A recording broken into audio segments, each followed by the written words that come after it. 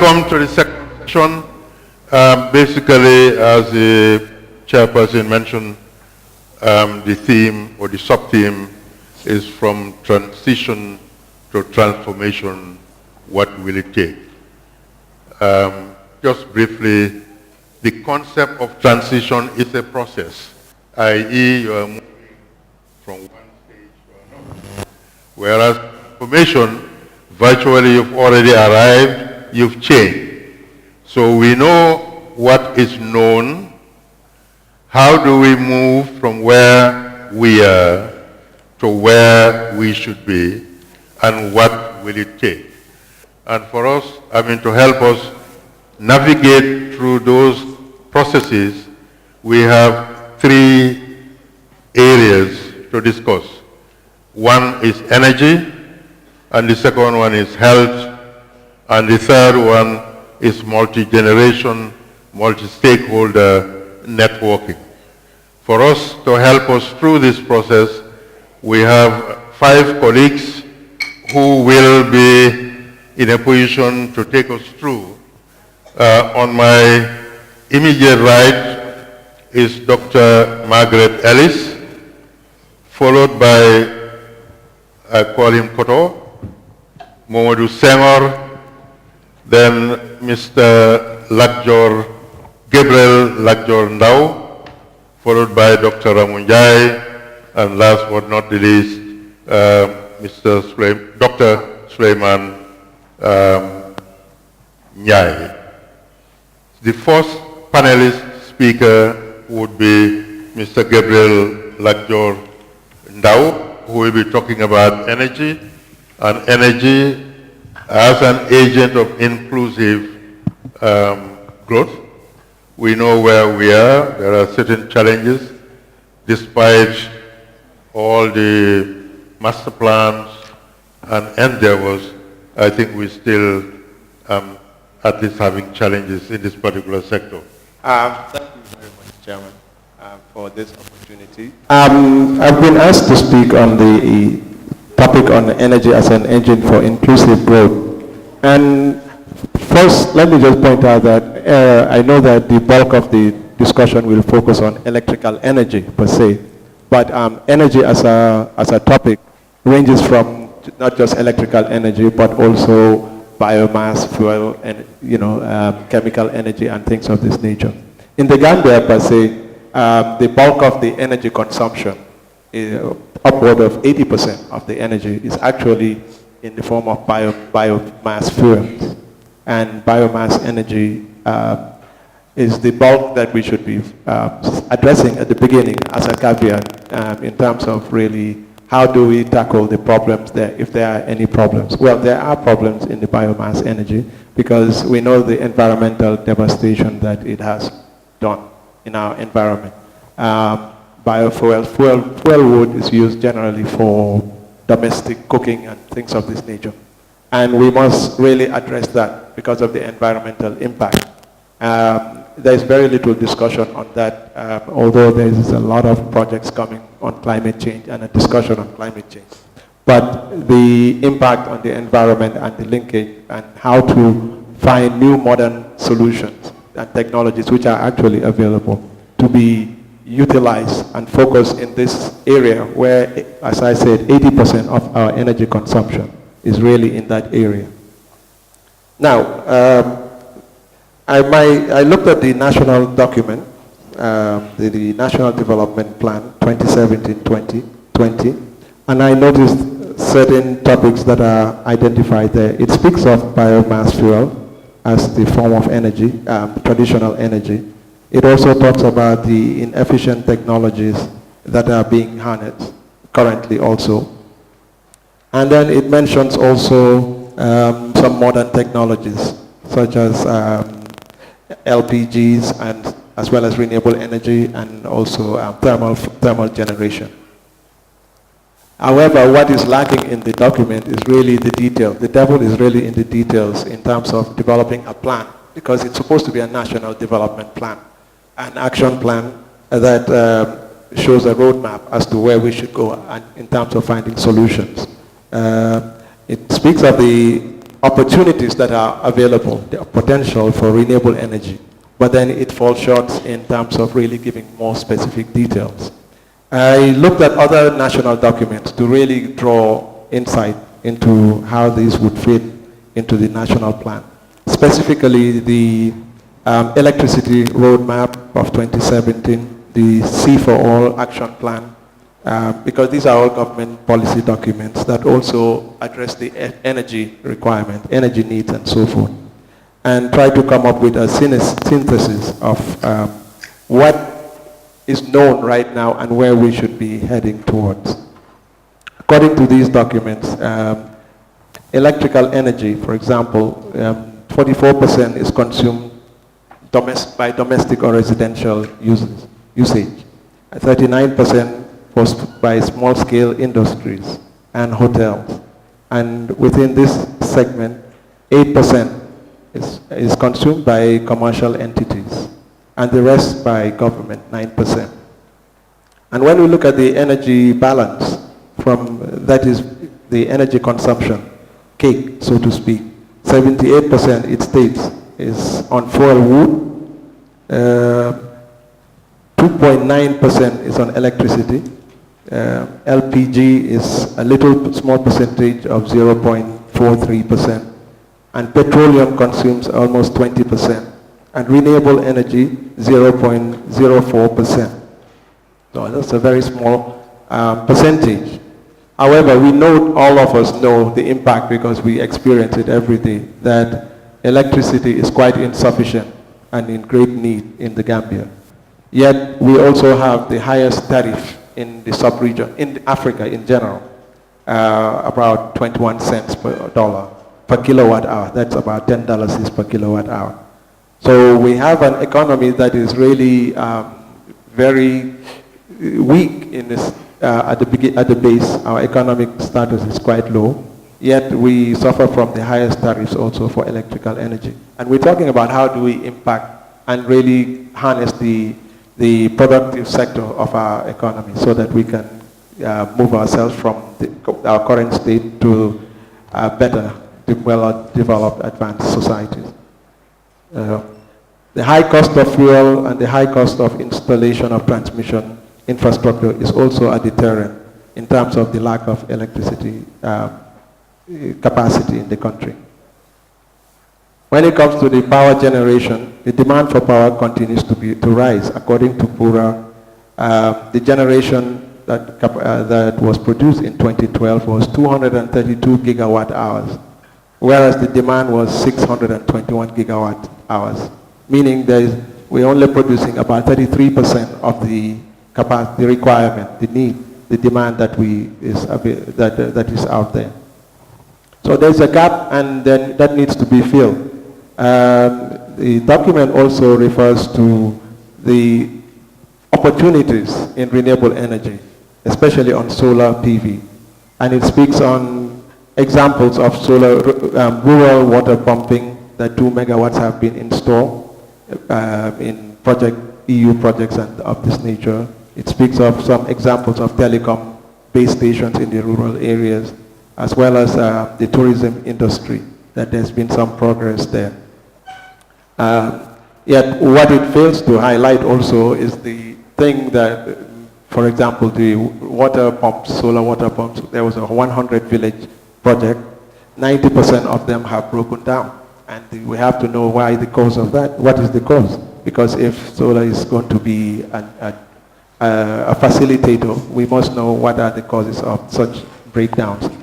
In the tourism sector, it's really the private sector that has really contributed anything. Leo's Hospital, Lemon Creek, and Senegambia are the key examples that we have in the tourism sector that have implemented solar projects. Senegambia doing solar thermal, solar water heating, and the other two doing solar electrical, that is solar photovoltaic.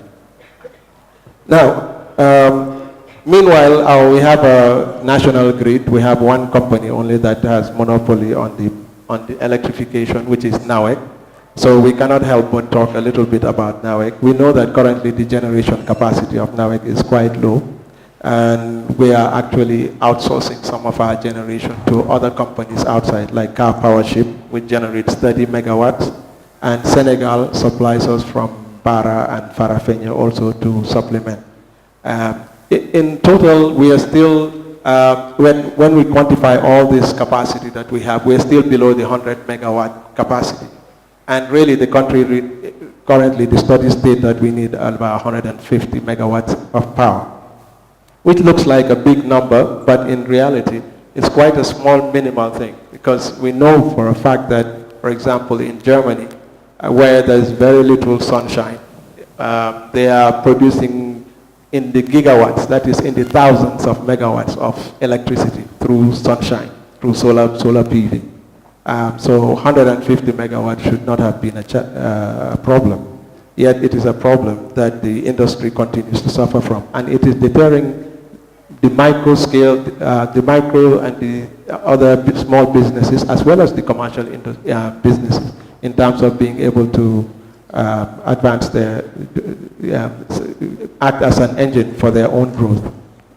So I don't want to talk much about the problems, because these problems are there. I'm a physicist, I'm a trainer, I'm a teacher. All my life I've been teaching from the diaspora, which I'm quite pleased to see many. I was teaching at Spelman College, teaching physics, and also in Maryland.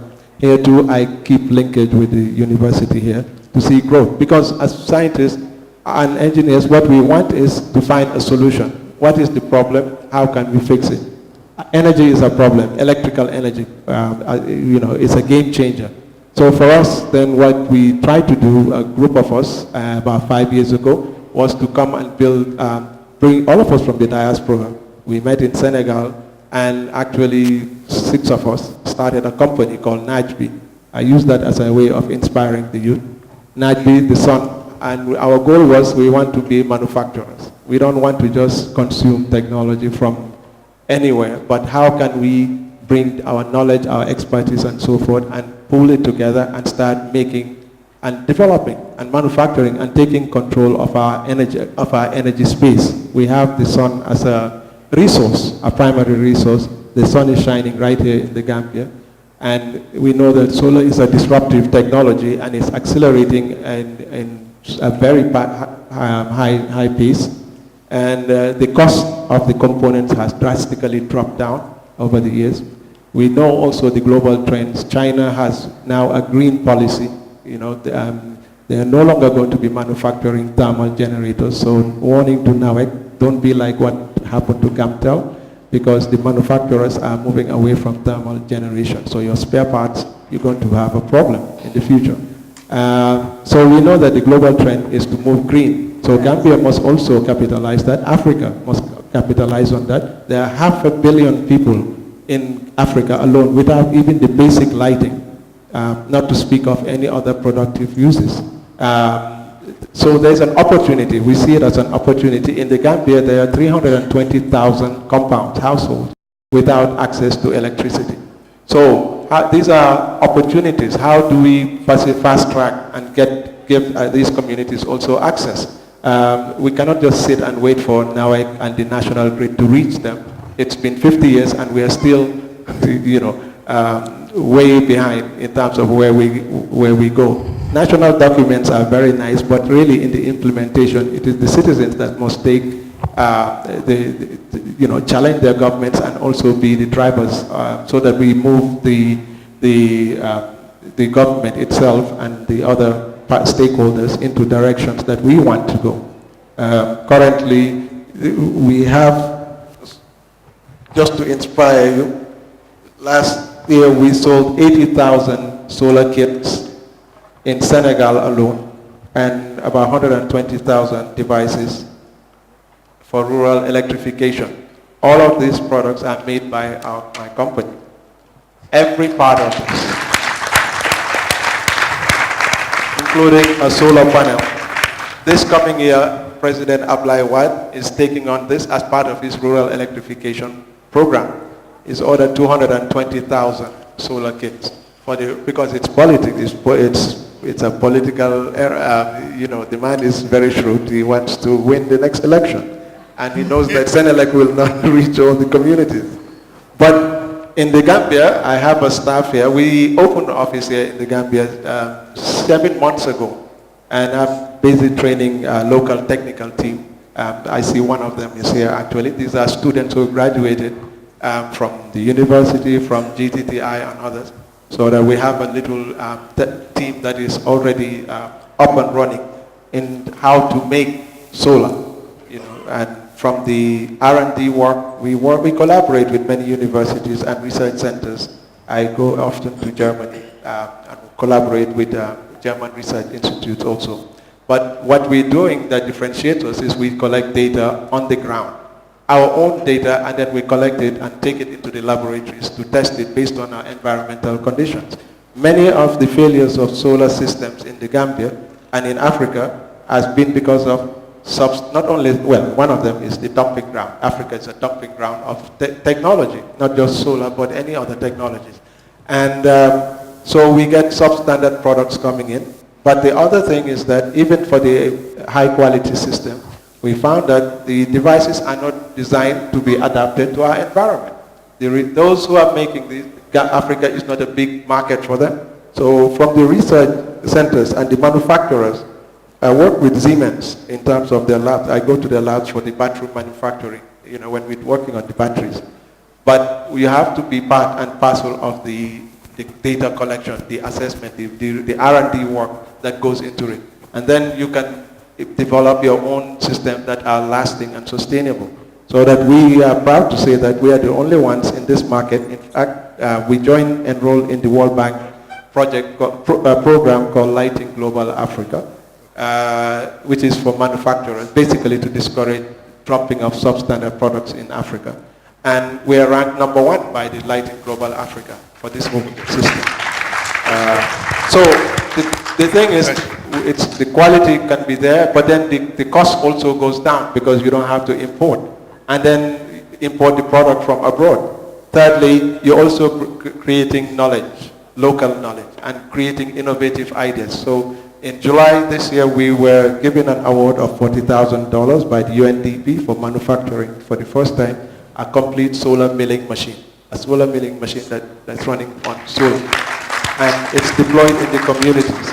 So I use this as an example to inspire, especially the youth, that the possibilities for this, because this is a new technology.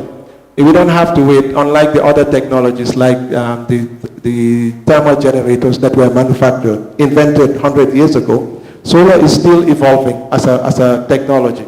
We only can harness 20% of the sun's resources with the most advanced solar panels in this world. So that means 80% is still unknown. So there's a lot of opportunities that are going to come on board. And I want to encourage everybody to, especially the youth, to become part of this. And energy also as a service, as a business opportunity. There are many, many pathways into tapping into it and really electrifying our businesses and our products. Thank you. Thank you. Thank you. I'm quite sure you'll appreciate the exposure which Mr. Gabriel Latjor Ndow has really exposed us, the difficulties with the current system and what the future holds in terms of renewable energy. Thank you very much. Next is the health, and health is wealth. Again, just like energy, we know where we are, and hopefully we need to transform this sector, and Dr. Ramou Njie will be in a position to help us or to guide us. What does it take to move this sector from where it is now to where it's expected in terms of providing accessible and quality care to the needy population? Dr. Ramou Njie. I would like to start by thanking TAF and TAFCON for inviting me. Thank you, Mr. Chairman. And health is a very complex topic. I can only give an outline, if you like, and a few pointers as to what I think are the critical things that we have to do if we want to move from where we are. Health is wealth. This is an irrefutable fact. Health and poverty are closely linked, with cause and effect going in both directions. So sick people who cannot work are poorer, and poor people are more vulnerable to illnesses and disability. Now, children who are well are able to learn better. People who have good health are able to be more productive in terms of economic activity. They live longer, they pay more taxes. So health, definitely, the role of good health in economic development cannot be overemphasized. And I have to say that with all the best development plans in the world, if you don't have a healthy population, we're not going to go very far. So I want to start by looking at the current health system, which is in a state of flux. What kind of system do we have? Well, we have a health system whereby, apart from vaccination, where health workers go out and try to prevent infectious diseases, what we have is a kind of reactive health system whereby health workers stay in health facilities and people go when they're sick. And usually when they're very sick or when things are really advanced. And this model has been in existence, I guess, since independence. And in order to transform the health system, we need to change that paradigm. We really do. And to do that, we need to do two things. We need to emphasize prevention and make sure that active prevention of common illnesses are incorporated into our health plans. We need to decentralize the health system. The medical school has produced about 200 doctors. I think 90% of them are based at EFSTH in Banjul. So only less than 10% of them are in all the other hospitals. Now we have a 3-tier system. There is one teaching hospital in Banjul, which is the Edward Francis Small Teaching Hospital. There are some 6 or 7 other hospitals in Kanifing, Bundung, Buyam, Farafenye, Bansang, and Basse. And then, Basse is a main health center. And then there are major health centers and some minor health centers. So often, when you go outside of this the coastal areas, there's very little access to healthcare. And although we have made progress, we have made progress in vaccinations, for example. So from 1970 to now, the number of children, and this is an indicator of how good your health system is, under 5 who are dying have fallen from over 300 per 100,000 to less than 70. And that is in part because of vaccination, because of malaria interventions, because of access to basic amenities like education, water, and sanitation. So those have helped, and the uptake of the vaccination. But when you look at the number of women that die in childbirth and pregnancy, yes, gains have been made. But according to the last WHO estimate, about 440 women in every 100,000 women are dying annually through childbirth. Now, that is a scandal. If you go anywhere in the world, anywhere else, well, certainly even in low and middle income countries, if a mother dies in pregnancy or childbirth, it causes an outcry. It causes an outcry and an investigation into why that's happening and measures to be put in place. And yet, women continue to die in childbirth. One of the reasons for that is lack of access to emergency care. I mean, if a woman in the eastern part of the country, in the Upper River region, for example, goes into obstructed labor and doesn't have an ambulance, she has to go by Saret, often through very difficult roads, and then has to cross perhaps the river in an overcrowded ferry, if the ferry is there. And if it isn't, often the outcome is fatal. So this keeps happening. And really, to change this, we have to change the way we do things. And we do that by decentralizing. Now, we have several challenges. I don't think I need to tell this audience the challenges of the health system. One of the challenges is how do we actually sustain the gains that we have made in controlling communicable diseases. So infections don't kill as many people as they used to, but how do we ensure that we keep the vaccine coverage at a high level, especially for those infections that lead to cancer, like Hepatitis B virus that leads to liver cancer, and human papillomavirus that leads to cervical cancer. These are the causative factors. And these are the two cancers that kill more Gambians prematurely than any other illnesses, really. How do we sustain those gains? How do we deal with the poor quality of care that we have in our health facilities?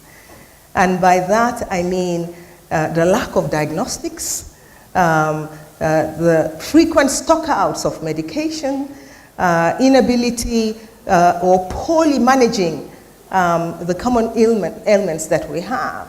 Because we're not just dealing with infectious diseases now, where we have what is known as a double burden of diseases. So things like hypertension, high blood pressure, diabetes, heart disease, cancers are on the increase. And we cannot really, no country in the world can treat their way out of these illnesses. We have to prevent them. Because when you think about, I think about liver cancer, which I see every day, 2 or 3 new cases every day in my clinic in MRC. You can prevent infection with a vaccine that costs 20 cents a shot, and there are 3 shots that have to be given at birth, at 6 weeks, and 6 months. Compare that. And if someone is infected, you can even screen them and treat them to stop liver damage. Now compare that to what happens. People come with advanced cancer. They need surgery. They need chemotherapy. They need radiotherapy. We don't have a single oncologist in this country. So we can't deal with cancers as they are now. We have surgery, but we just do not have the resources to deal. Another problem that is coming up is that of kidney failure. And why do we have so much kidney failure in our society? Well, because we do not diagnose blood pressure, high blood pressure. We don't screen for it. We don't diagnose it.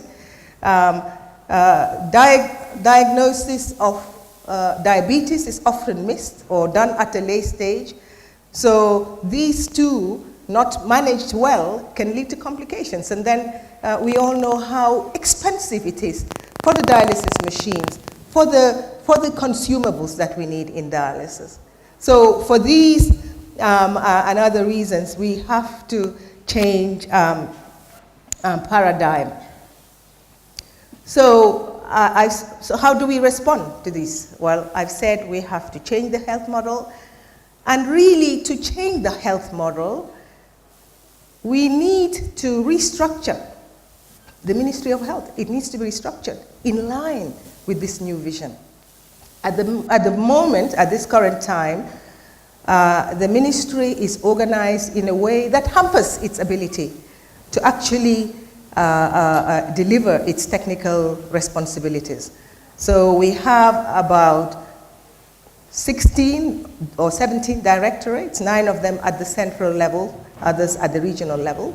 And these directorates actually almost function autonomously without much coordination from the center. And then this hampers the level of technical directives at the level of the ministry and what it gives to the regional centers.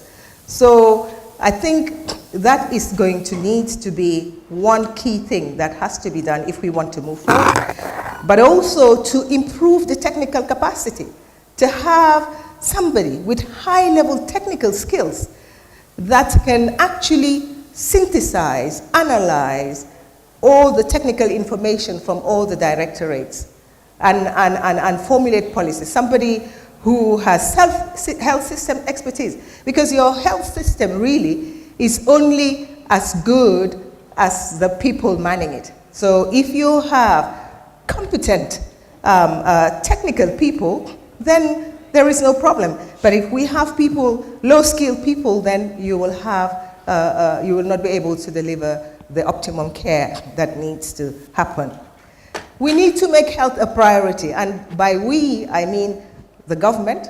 All the African governments got together in 2001 and made a declaration in Abuja that said that they would put towards health 15% of their budgets. Now, I don't know, I haven't looked at the percentages, but I'm pretty sure that less than half of that was actually of the budget, the current budget was allocated to health. But it's not just what the government allocates, but to use more efficiently what the donor partners produce. So in other countries, like Uganda and other countries, all the donor partners' money is put into a central pool. So there's a health action, so it's a compact group that is made up of the ministry, as well as all the donor agencies, and the money is put into one pot. And so this money is used depending on priorities, so that we focus the money where the needs are, rather than different arms of government, of the ministry doing different things. We need to set up, I feel, some at least 6 critical health action groups. And here I think those on the ground can work with the diaspora to move things forward. The first thing, I think the lowest hanging fruit, is the teaching hospital, because we have only one teaching hospital to serve 2 million people. Now, the teaching hospital has various challenges in terms of specialists and manpower. So the people who are supposed to train, we don't have that many specialists. I've told you that cancer is on the increase, but we don't have a single oncologist, we don't have a single neurologist, we don't have a single psychiatrist. I could go on and on. And we need to start training our doctors in country. We need, because when we send doctors outside, for each doctor, government has to pay about $60,000, and that excludes the airfare and what they, but if we, and then whilst they're away, they're looking after other populations. But if we actually get help to bring in experts over a 7-year period to train our doctors in country, while training, they're actually serving the local population. It will save the government a lot of money, and I think it will lift the quality of care that we give to the local population. I think we need to talk about pharmaceuticals. I think we need to digitize the procurement system. It's been problematic for a long time. We have regular stockouts of essential medications. We need to deal with health financing and come up with a health financing model which will include, obviously, input from donor agencies that is sustainable in the long term. This is not beyond us. I think we can look at our population. We're a very small country. We're tiny, less than 2 million people. So we should be able to come up with a health financing model. And diagnostics is another area. But ultimately, what I think we should all do, and by all, I mean all of us, the Ministry of Health, the private sector, civil society organizations, the diaspora, everyone, we should all mobilize, we should all advocate for health, we should all educate the general public so people know what is the basic standard, what is the basic level of healthcare that they deserve so that they can demand it of the health service providers and call out if there is no, if it is not up to scratch. I think ultimately we deserve it. I think the Gambian people, the long-suffering Gambian people deserve better. We can and we should do better. Thank you, Mr. Chairman. Thank you very much, Dr.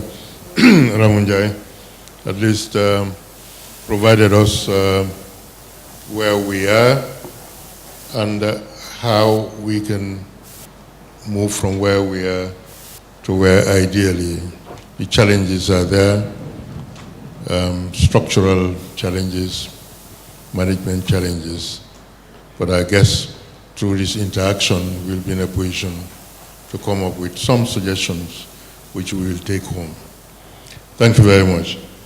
The next area of focus for the sub-theme is multi-generation, multi-stakeholder, where actually we're talking about looking at knowledge, experience, and learning through the prism of different generations. In other words, there is a repository of knowledge, skills, and experience embedded in the different generational layers. The question now is, how do we build bridges? What structures, what mechanisms do we have to put in place? The previous session we were talking about human resource. What do we put in place to ensure that there is transfer of this knowledge, skill, and experience that will permeate through the generational layer? And for that, we've got three panelists who hopefully will take us through. I'll start with Momodou Senghore, whom I'm quite sure based on his biodata, you'll find out that he spent most, if not all of his life in the private sector as a catalyst. So, Momodou. Thank you very much, Kabir. Good afternoon, ladies and gentlemen. I'm very happy to be here. I was here last year for TAFCON 3. And when TAF called me from South Africa to invite me this time as a panelist, I immediately responded positively because I believe that what we are trying to do, people of my generation, is to pass on the experiences that we have gathered over the last 50 years so that the current budding entrepreneurs will avoid the mistakes that we made. By describing our own mistakes, we'll be sending very strong signals to them that if they want to move forward, they should not make the same mistakes that we made. I'm going to focus my talk or my presentation on enterprise development. This is an area I'm very passionate about because the country patently lacks entrepreneurs like Mustafa Njie. He's an exception, and we need more of him if this country needs to take off, or if we are to transform the business landscape in the country. Now, if I were to use one word to describe what it takes to transform the business landscape in this country, the word I will use is professionalism. People of my generation, or entrepreneurs of my generation, failed, and I use the word deliberately, failed, because of lack of professionalism in the way they manage their businesses. They had all the opportunities in the world. They had funding, they had all sorts of government incentives, yet they failed.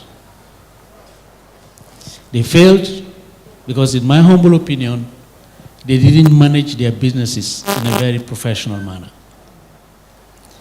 So the first point I would like to make, particularly to our young budding entrepreneurs, the young startups, is that if transformation must take place, there has to be a change of mindset. We cannot continue to do things as usual. There has to be an attitudinal change. If you are to achieve success in any undertaking, you have to be professional first and foremost. And I'll go on to develop this later on when I talk about professionalism. As I said earlier, the post-independence generation failed because they were not professional enough in their business undertakings. So let me, I've sort of divided my presentation in three sections. First of all, what it takes to be an entrepreneur. The second subject matter I would like to talk about will be the business startup. What you need to start your business. And thirdly, once you start the business, how do you manage the business successfully and on a sustainable basis?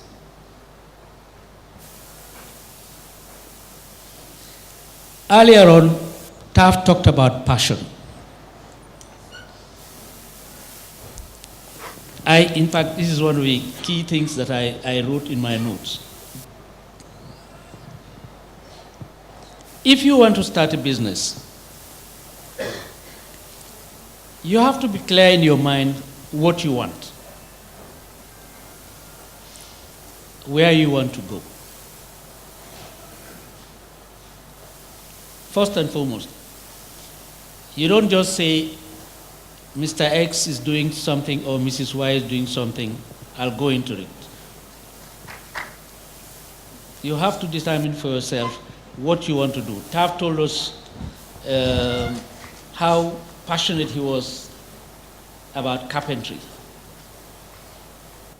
And that passion he had for carpentry led him into construction. And construction led him into estate development. So he had a dream. I had the pleasure of working with him for 2 years. And in our discussions, I realized, of course, that he was an optimist, but he was also very determined. When he told me in 2005, I think it was, that he wanted to go global, build houses in Africa, I went home and I said, this young man is dreaming. Good. Build houses in Africa? Yet he achieved it. I know the Nigerian market very well, having served in Nigeria for 2 years. For a Gambian to go into Nigeria, establish a business, compete with Nigerians and compete with them successfully, it takes a lot of doing. It takes a lot of professionalism. to achieve that kind of result.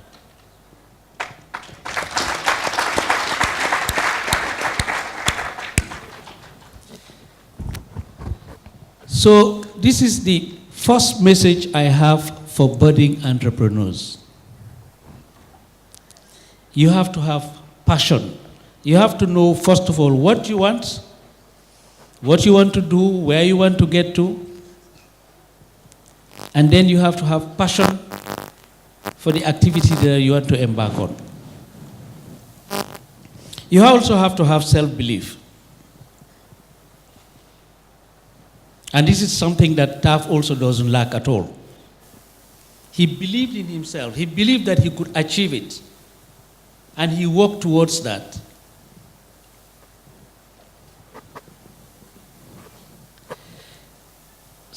Starting is not easy.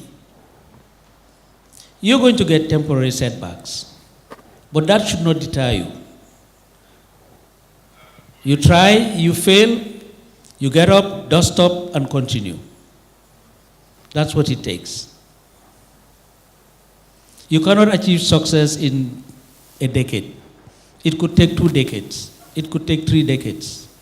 But you just have to keep at it. You just have to be persistent.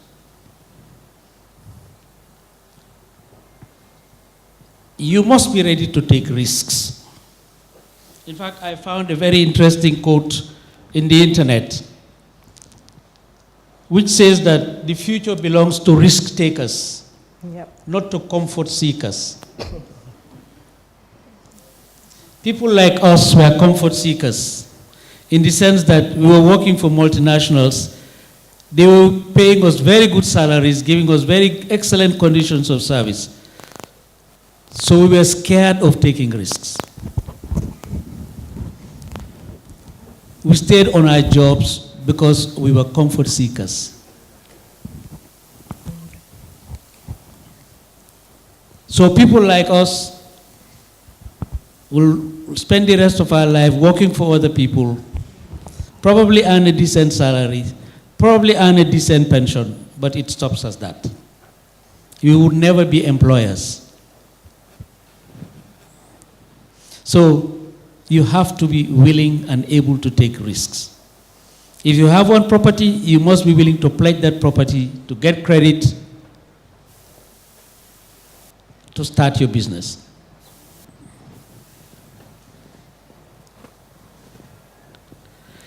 Now, the other quality that you need is whatever activity you may be involved in, you have to treat it as a business. If you're a doctor running a clinic for profit, you have to consider the clinic as a business. And that probably means bringing on board somebody who will manage the business aspect of the enterprise. Being a good doctor doesn't necessarily make you a good manager. Being a good engineer doesn't necessarily make you a good manager of an engineering company. The two are different. In fact, when I come to discuss professionalism, I will quote for you what Albert Sloans, who's one of the world's greatest management gurus, said about leadership and about professionalism. So, if you're going to run a dairy farm, if you're going to run a poultry farm, see it first as a business. You have to have passion for the poultry business, but you also have to have a business acumen, because passion alone is not enough. So if you have this sort of mindset that, yes, I want to be an entrepreneur, I want to run a tailoring shop like a young lady who won the prize. The next stage will be the startup. Of course, if you're going into any activity, there are certain basic things that you need to do. You have to do feasibility studies to know what you are getting into, to know the size of the competition, to see whether you have the strengths, see your weaknesses, see the strengths of the opposition, their weaknesses, for you to be able to sort of position yourself. You can't just get up one day and say, Mr. X is importing cement, I want to go into the cement importation business, when you don't even know the level of cement consumption in the country. There are certain basics that you need absolutely to master. So you do your own feasibility studies and you position yourself. You try to position yourself in the market even before you start the activity. Of course, it will be foolhardy if you are a small entrepreneur and you try to target the big boys in the game. They will elbow you out. They'll elbow you out. So you have to limit your ambitions. You start small and grow stage by stage, until you get to your final desired position.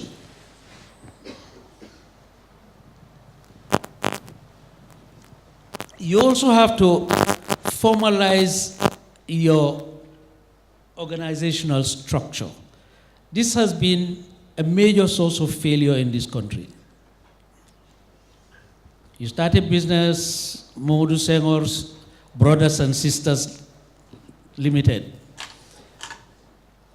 It's not registered as a business, no governance rules.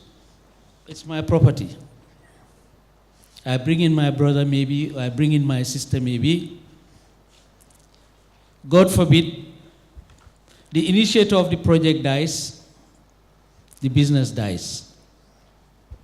Because it's too informal. It's not been structured properly to ensure continuity. And let's not forget one thing. We are living in a predominantly Muslim society where Sharia law, somebody dies tomorrow, you will observe, all of us observe this every day. He has 4 wives and 40 children. The business stops immediately. Then the family starts squabbling over the little spoils that there are. Sometimes they don't even contend with the debts that the man is owing. So let us formalize our structures. Whether it's a sole proprietorship, or it's a partnership, or it's a limited liability company, it has to be formalized. In some countries, in fact, it is compulsory. You are required by law to do it. In Senegal, for example, that is what happens now.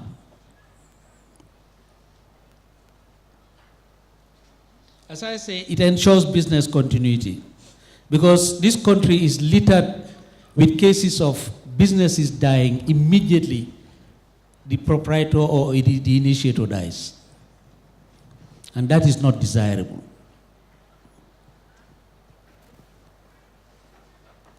You also have to have a proper capital structure for the business. I'm not saying that you can start a business with a capital of $50,000. TAF will tell you that when he started TAF construction, I think the capital was what, $100,000? Yeah. From $100,000. I haven't seen your balance sheet recently, but I'm sure the company is now worth millions of dollars. But we have to, as I say, we have to stop this informality, this amateurism, and be professional in what we do. This is what ensures sustainability. If we have to compete locally, I'm not talking about globally, we have to get the organization right. Otherwise, we will see the Chinese and the Indians and the Lebanese come and take our business away from us. Happening already. And that is actually what is happening in this country today. if you look at I'm not against others coming into our country, but I also don't want us to give them a free ride, because we don't get a free ride when we go to their countries.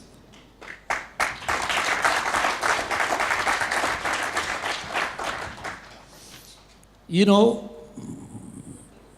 trying to operate in other countries, you face all sorts of obstacles if you are a foreigner.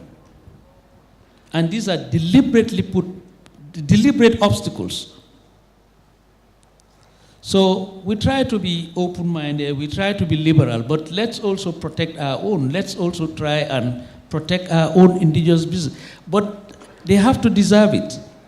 I don't believe in protectionism for the sake of protectionism. We have to be able to compete on our own merit.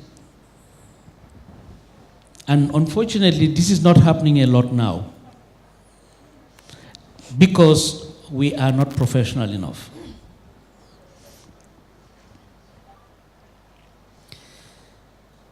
Managing the business. This is the more challenging part of it. And this is where the failure rate has been the highest. Because, as I say, everything is informal, no record keeping. You sell, and at the end of the day, you cannot distinguish between sales revenue and profit. You just dip your hands in the till and take home. You start generating money, you think you are making a lot of profit. So you marry more wives. You sponsor more people to Mecca. You think you are successful because you cannot distinguish between revenue and profit. And, you know, it may sound funny, but this is the reality. Those of us who have been in the business activity for the last, I spent 30-something years in the petroleum distribution sector. We will build petrol stations. We will carry all the expenses. We appoint you as a dealer. We give you the station. We give you the petrol on credit. We guarantee you a margin. We are not guaranteed a margin by the government. We guarantee you a margin. For every liter you sell, you're sure you're getting so much. The guy eats his profit. He eats our money, the capital. We provide the working capital.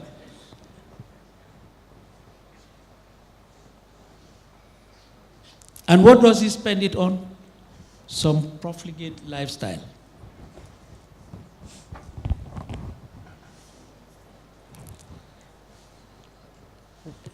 Sorry. I am very passionate about this subject matter. So what I'll do is I'll just read through quickly, because I realize that I'm running short of time. I talked about good working capital management, and this is, I think, one of the key critical areas. And that is your cash, your stocks, your payables, your receivables. This is what makes or breaks you as a businessman. If you don't manage your working capital, you might as well call the business off. And sadly, this has been seriously lacking. You control your expenses. It's not a question of suma alella mako mom. I can do whatever with it I want with it. Taff will tell you that when he employed me as his general manager, I controlled him. I even gave him allocations of fuel for his car. And he wouldn't spend more than what I gave him. That is what it took.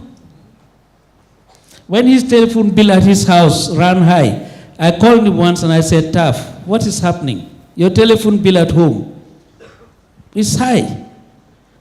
And he was very worried. But he thanked me because he realized that in the morning when he went when he went to work and the wife went to work, the domestic staff were misusing the telephone. Wow. But if his attitude was, "Ki daf ma bëgg a gétteen maay li suma alal la lu ci yoonam he would not have been where he is today. So, if you want your business to succeed, you have to control what you spend. You spend what you earn. You don't spend what you don't earn. Sound business principles, professional ethics. If you think by not keeping good records, you are dodging tax, you are mistaken. Pay your dues. If you have to pay tax, pay tax. If you have to pay social security for your staff, pay them. Because in the long run, it's going to catch up with you. Controlled and measured growth. I keep saying, for a baby, it's like the growing up process for a baby. The baby learns to sit, to crawl, to stand, to walk before he starts running. I'm a conservative, and this is what I believe in, a step-by-step approach to business. I've told you this morning, first 20 years of doing business, you may not make money, or you may not make enough money. It's in the third quartile.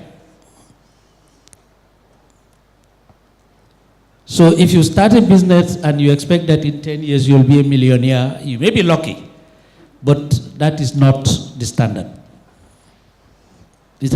Growth has to be measured and has to be controlled. I had written a few things, but I'll cut it down because of time. Use of IT. All right. Mr. No. I don't think I'll do justice to my script if I just accept 1 second. Let me just round up by quoting you what Albert Sloans wrote maybe about 40 years ago. Albert Sloans was the chairman and general manager of General Motors. And General Motors was by far the largest company in the world in terms of turnover. This guy was CEO for 14 years and chairman for 19 years. Now he wrote in his book, My Years with GM, that management is a profession and the manager is or should be a professional. The professional manager has a client, and the client is the business, the enterprise. He is bound to subordinate his own interests to those of the client, to those of the enterprise. In other words, the interest of the enterprise takes priority over his own interests. It is duty to the client that characterizes the professional. Managers do not make decisions by opinion, nor according to their preference. They manage through the force of facts and not through the force of personality. The job of the professional manager is not to like people. It is not to change people. It is to put their strengths to work. And whether one approves of people or of the way they do their work, their performance is the only thing that the professional manager is permitted to pay attention to. But performance is more than bottom line. It is also setting an example and being a mentor. And this requires integrity. He says that dissent, even conflict, is necessary, indeed desirable. Without dissent and conflict, there is no understanding. Sloan implies that leadership is not charisma, not public relations, not showmanship. It is performance, consistent. It is performance, consistent behavior, trustworthiness. And finally, and perhaps the most important lesson, the professional manager is a servant. Rank does not confer privilege or give power. It imposes responsibility. And I think our politicians can also learn, take a cue from this quote.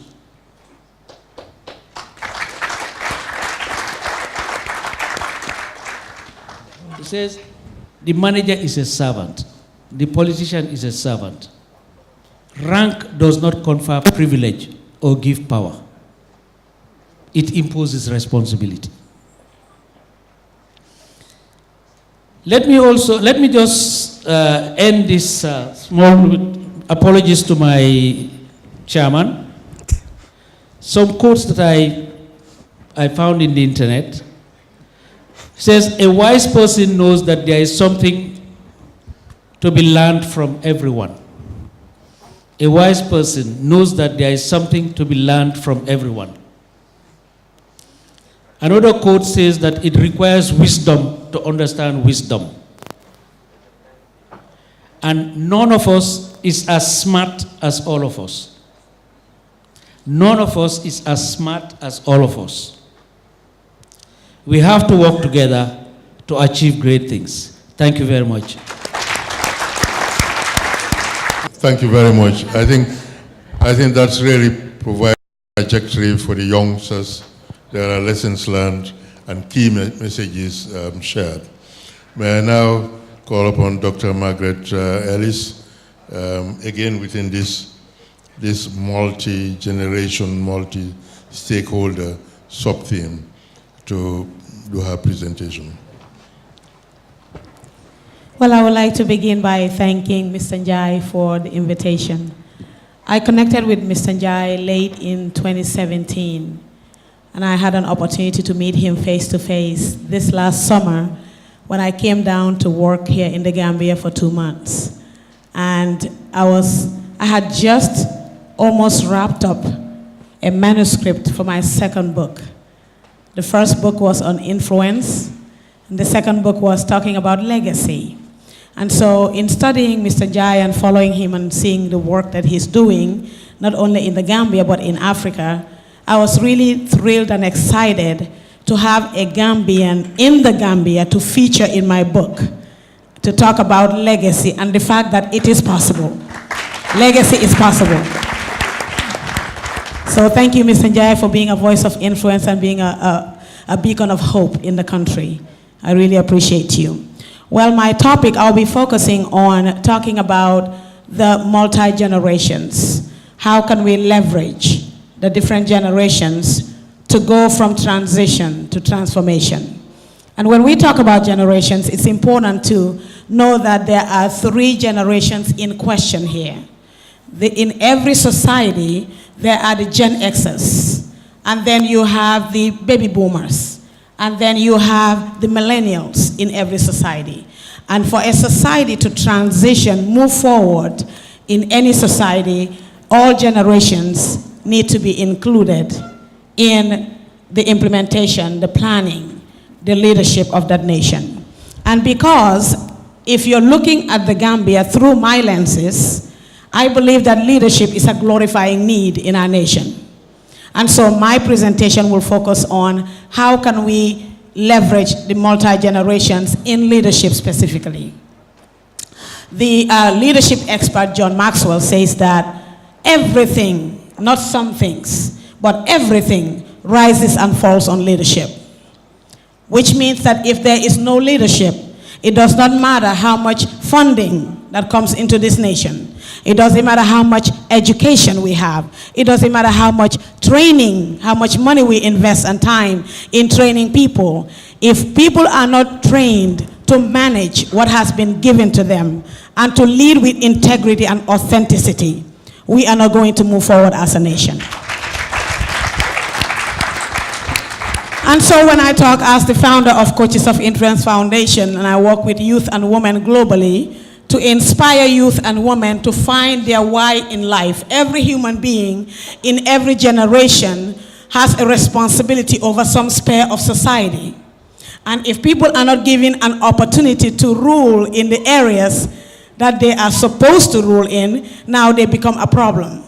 So the reason we complain about youth and the fact that they're unruly these days and the fact that youth are a problem because the youth have a hunger to belong.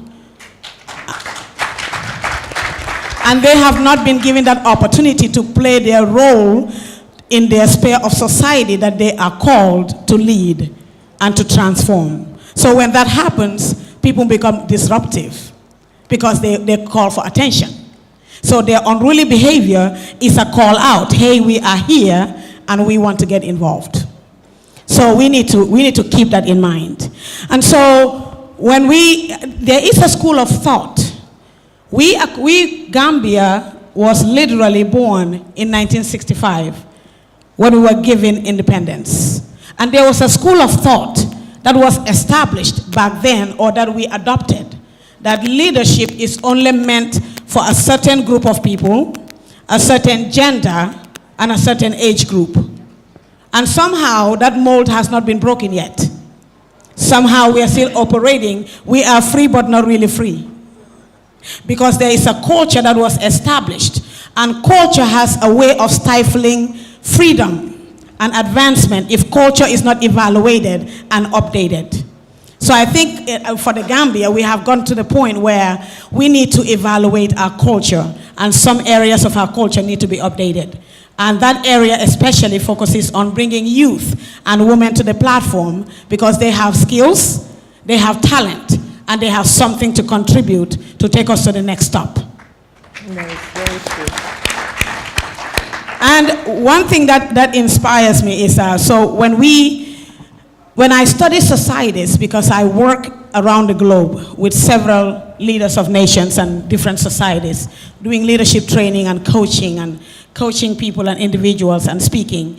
And I have found that in most societies, it is believed that a new generation of people is born every 40 years. Talking about what Mr. Njie talked about this morning, the quarters. Every 40 years, a new generation is born. So if Gambia was literally born in 1965, it means that at this day, this present day today, we have given birth to one generation, and we are 13 years late in handing over the baton of leadership to that generation. Because in 33 years from today, we are going to birth another generation of leaders. And the current leaders in place today cannot influence that generation that's coming in 33 years. So it's about time that we position this current generation so they can influence and transform the generation that's to come in 33 years. So talking about how do we leverage the different generations to make sure that we are able to move our country forward. Well, the young people bring characteristics to the table that's needed in this country. Young people bring vision and creativity to the table. Whereas the older generation, they are stuck on process.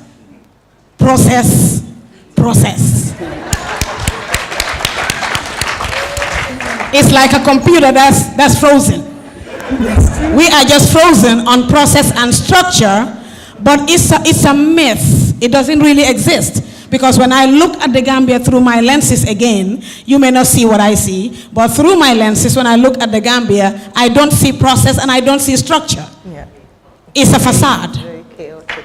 It's a way of stalling advancement. So we need to get to a place where we're giving the people that can come to the table with creativity and vision. Because vision is everything. Without vision, a people perish. And so we need vision to take us forward. That's what the young generation, the present leaders today, the notion that youth are only future leaders and not current influencers is not correct. Yeah. Youth are present day leaders, because leadership is a process, and you begin by training people from a young age to become that old leader that moves a nation forward. So I want to focus on just 3 points that I brought to the table, 3 things we can do to leverage the expertise of all leaders, all generations to move Gambia forward. One would be dialogue. What we are doing here is really key. When people come to the table with solutions, we are able to move a nation forward. So dialogue must be encouraged. TAFCON should not only be once a year, but I'm not putting this on TAF. I'm saying that This is the responsibility of this nation to begin. I hope that TAF has set the ball rolling and has created a model for them to follow. That it is about time we have several forums like this throughout the year to bring people to the platform so we can dialogue about our issues and the way forward. And another way is, the second point is education. I am an educator. I believe in education. Education transformed me. I am born in Lamin from a very humble family. If I can be called a doctor today and given a seat at the platform, it's because of education. So education is key. And one of the speakers this morning said that education is an equalizer. That is so true. I cannot even argue with that. It is so true. And people, the reason why we need to embrace educating our society is because people cannot rise above the knowledge that they acquire. I want you to think about, I want that to be a nugget. Let it drop. People cannot rise above the knowledge that they receive. So whatever people know, they can operate to that capacity. If we want to move forward and be a Gambia that we are all hungry for, we need to begin to educate people to the level of the Gambia that we want to see. And the third point is inclusiveness. Inclusiveness. Everybody has something to bring to the table. Women need to be given a platform. Youth need to be brought up. Because if you are again looking at the Gambia through my lenses, I see a generation of leaders that's about to fade out. Mm-hmm. Whether it is by voting or by nature, they're about to fade out. And I don't see a lineup of young people being trained and brought to the table to prepare them for the baton. And when are we going to get to a place where we're handing a healthy baton for people to keep running? It's about time. And that time is now. Leadership is a process. And we need to start training and raising a lineup of people now for the baton. And so in closing, I would just like to bring an example to the table that this is possible, what I'm talking about. Bringing youth to the table is possible. And in the country of Guyana, it's a country that I work with. And this is what I saw in Guyana that I think Gambia can adopt. And what I saw there is that in every leadership position at the national level, there is a senior and a junior person in that position. So for example, in the ministries, they have a minister of health, minister of education. That person who's called the minister is always a senior person, I mean an older generation. And then they have a minister within the ministry of education, a minister in the ministry of health, a minister in the ministry of foreign affairs, and that person is a young person. So what is Guyana doing? Guyana is from the onset always preparing somebody for the baton. And because they have a mixture of the senior and the junior leader at the table working side by side, sharing an office space, it means that every time a topic comes up, you have diverse ideas, skills and creativity, vision. You have somebody who is stuck on process, and you have somebody who can see the vision. That's right. Definitely adopt that. So I believe that I would not do this, my country justice if I came here and not share with you what I've learned in other places that I think we can adopt. It's about time that the older generation don't hog everything and get selfish about everything. Everybody in this world that was created for a purpose. And everybody has a purpose to fulfill. And some of the people of the Gambia, their purpose is leadership. So if one person hoards the leadership, hoards the platform, and doesn't give them an opportunity to be whom they have become, then they turn from becoming a citizen to becoming a problem. Thank you.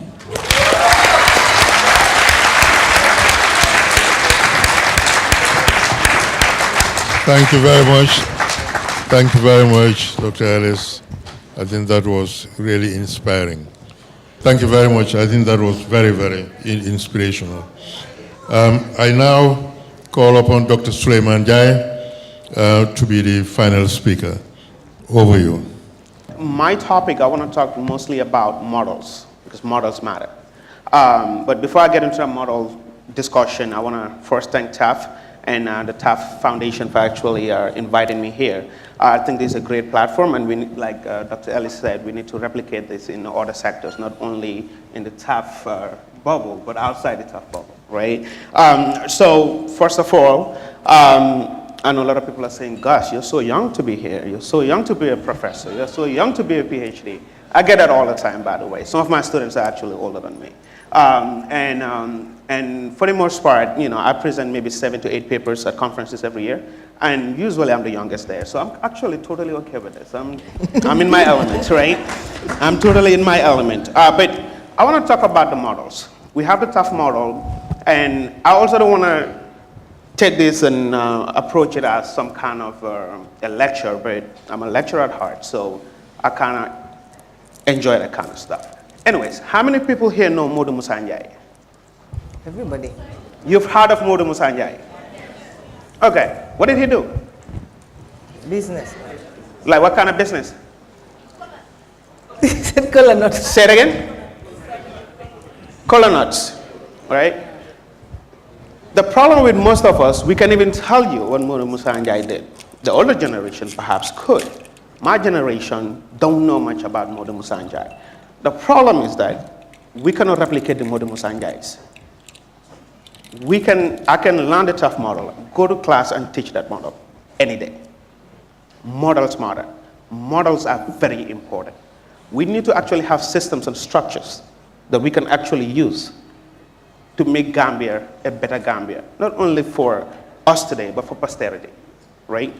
So, I want to get into the so what's too. I just don't want to sit here and just ramble about how the structure is not working. I want to get to a position where we can actually answer some of these problems. I want us to actually find solutions to some of these problems. So, the first thing I want to talk about is our education system. Right now, we're actually failing this generation woefully as a society. You look at the education system in the United States, in the inner cities, they have a structure that they call, it's more of a euphemism, where you'll hear a lot of people saying they have the high school to prison pipeline for black kids who live in the hood, you know, in the inner cities. In the Gambia, what we have is high school to nowhere. You graduate from high school and then what? Because we have a system that is actually failing our students. When I went to St. Teresa's Middle School, it was very competitive. You know, I went to I went to public school all the way through. So I went to Serakuna Primary School. After that, you know, I went to St. Teresa's before I went to St. Augustine's. At St. Teresa's, sitting in my common entrance, it was very competitive to get into St. Teresa's. Very competitive, but it was very cheap too, right? You don't have to go to Marina School or the houses and whatnot to be able to actually have a good education.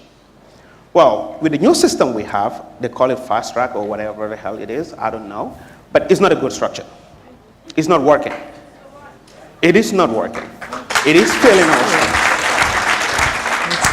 The system we had was that you will graduate from primary school, public school, and you go to a good middle school, and then you go to a good high school.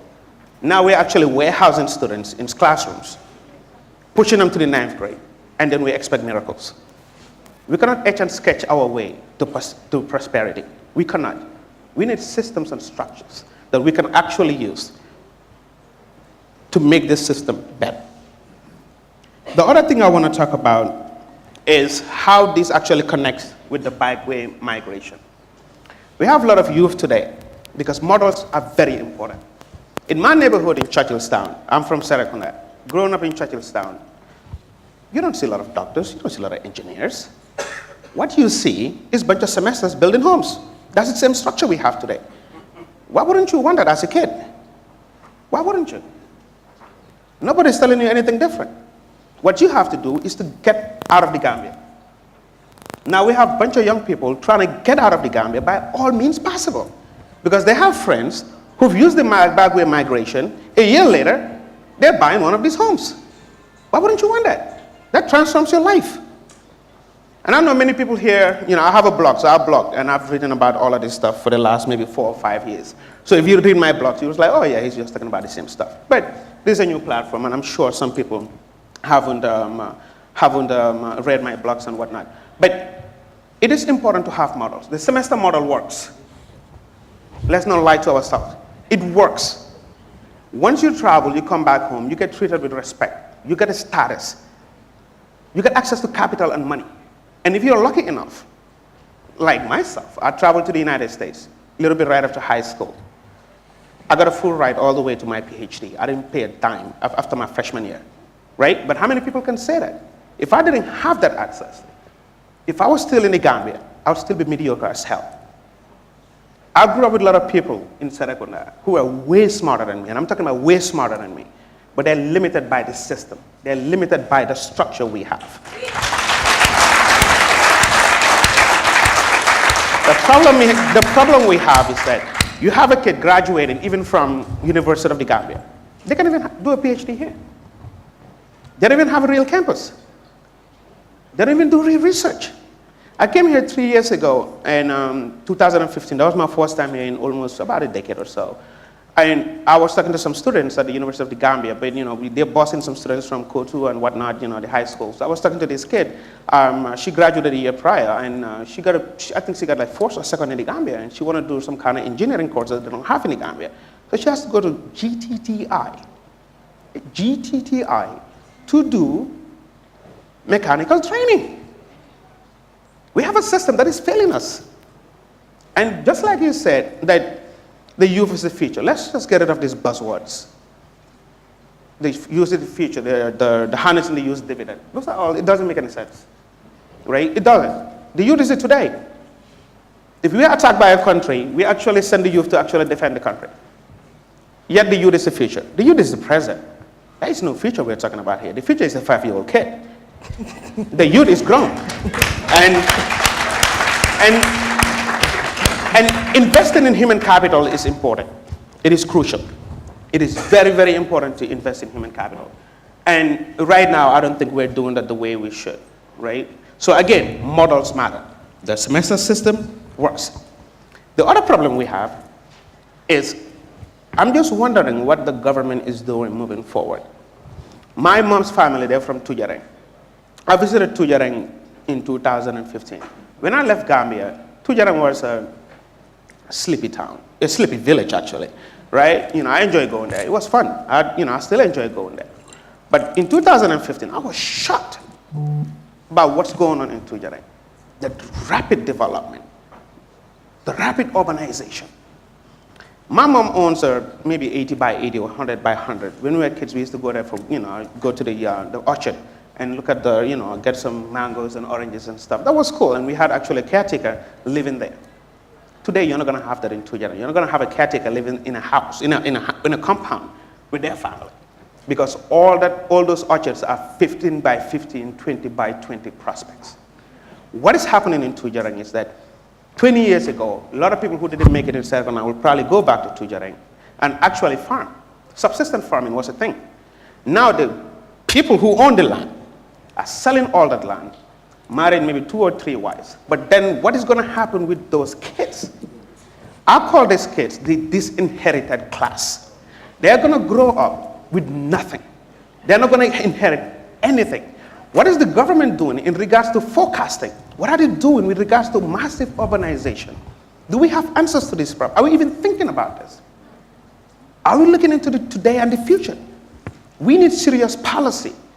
Formulation of policies. I mean, growing up, you'll always look at the news and you'll see people say, you look at what GHIS and, a lot of people will say, you see the journalists and whatnot, there was a conference about youth and development and whatnot. Well, I realized, I'm like, my entire life was all about youth and development on TV. Where is that? Where is that? So we have all these ideas that we never put to the test. We sign every single accord. We sign every single agreement. But where's the follow-through? Where is the measurement? Where's the impact? As a society, we need to do something. And this brings me to the so what and my personal story too. My personal model.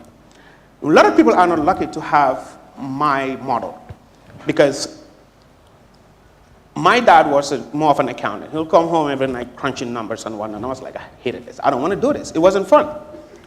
My uncle, who's actually sitting here in front of us, Mr. Alingam, my mom's brother, he had a cool job, growing up, I'll go, we'll go to mile 7 and then go to Independence, and I was sitting right behind Jawara as a kid. I was like, wow, this is cool. I want to do this. It was fun, right? It was fun, right? And, after Jawara Jammeh came, he became Secretary General, and that was even cooler, right? So I'll listen to the news, and they will say, oh, Mr. Alingom, Secretary General, and, at school, everybody knew I was Alingom's nephew, and that was cool, right? So I wanted to be that.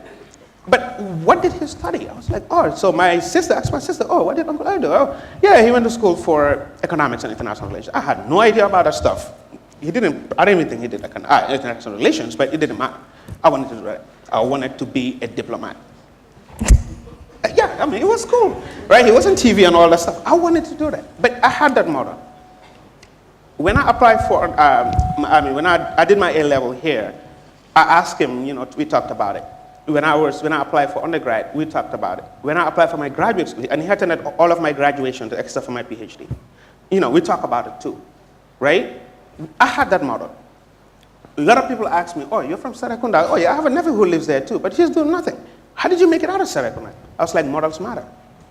In the beginning, it didn't make sense. Like when people asked me, I was like, I thought it was just meant to be a given. It was a no-brainer, right? But models matter. I had a model.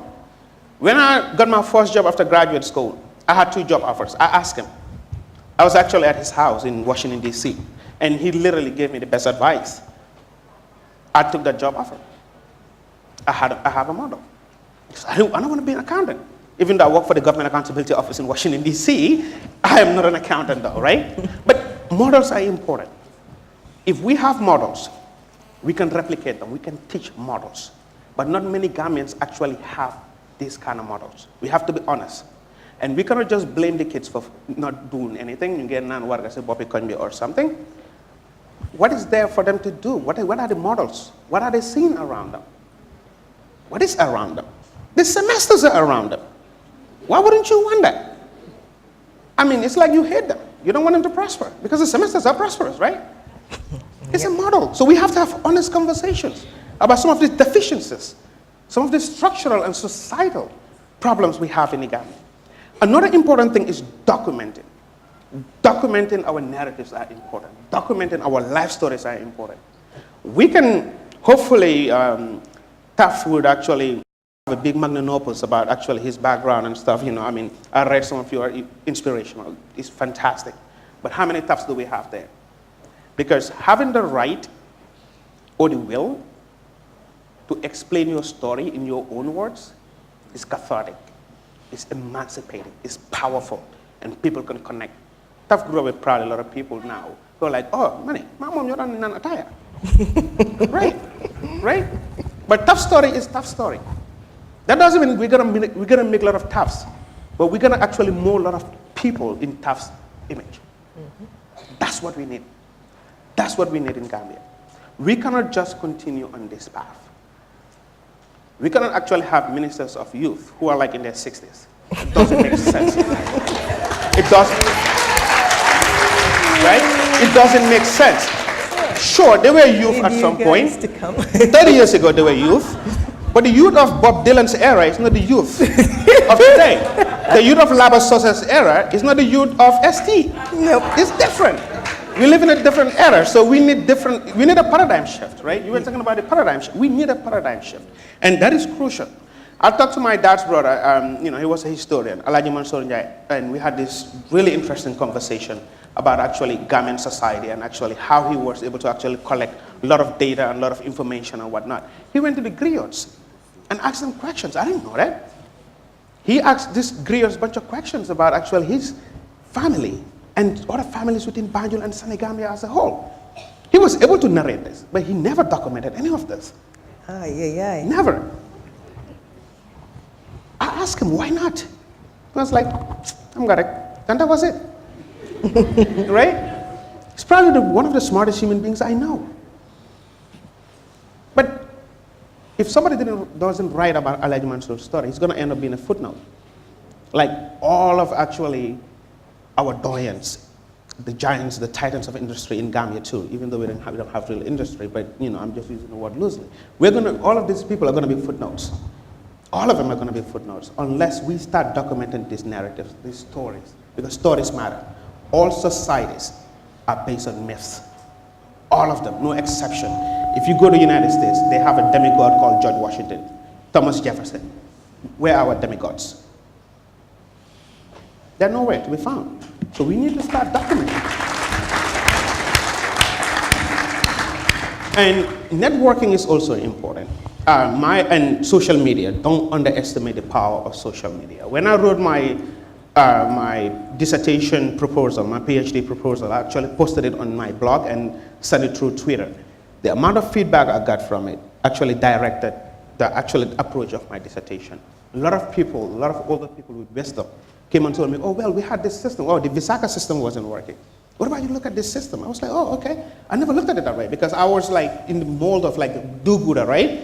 Let's look at microfinance and see how it works or it doesn't work. But I didn't understand that actually non-profit microfinance wasn't working at all until people actually brought that to my attention. I started looking at Reliance Financial Services and the model they use and how actually that is actually based on an already Gambian system that we have called the Osusu system. It's there, but nobody's documenting it because everybody's saying, oh, Muhammad Yunus started microfinance. It's ridiculous. No, he did it. We have it in Gambia. We call it Osusu. We just didn't know it was microfinance, right? It is microfinance. It is microfinance, right? But we need to document. We need to actually have a Gambia that is actually documenting stuff because the griots that Papa Mansour talked to, they are no more. Their kids are not going to be griots. They are not.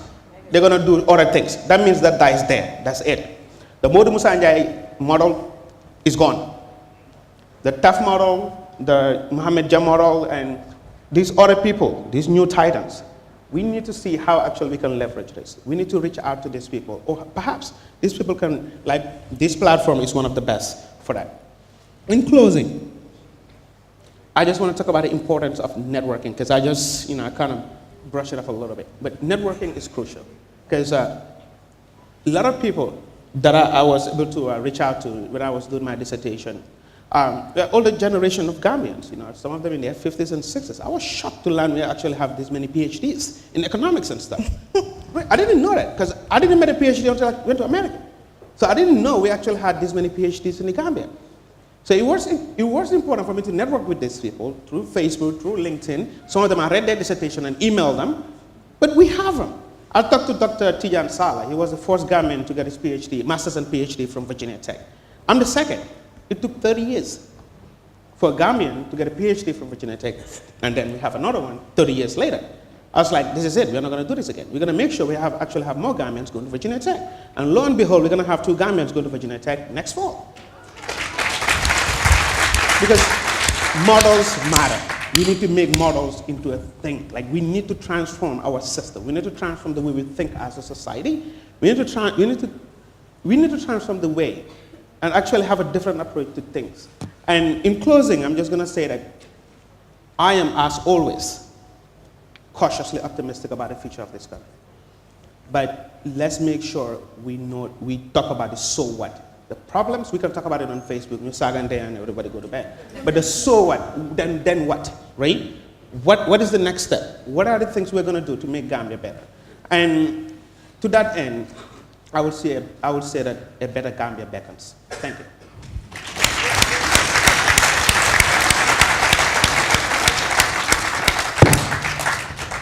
Thank you very much, Dr. Sulayman Njie.